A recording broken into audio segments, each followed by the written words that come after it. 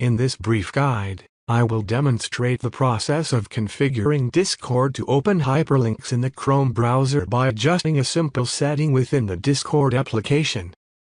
By implementing this change, all links clicked within Discord will automatically launch in Chrome.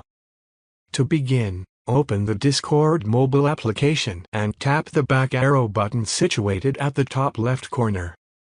Subsequently, tap the U button located at the bottom right corner, followed by tapping the gear icon at the top right corner. Upon accessing the settings page, scroll down until you locate the option labeled Web Browser. Tap on this option to reveal a list of available web browsers. To configure Discord to open links in Chrome, simply select Chrome from the provided list. Henceforth, whenever you click on a hyperlink within Discord, it will automatically open in the Chrome browser. This concludes the tutorial.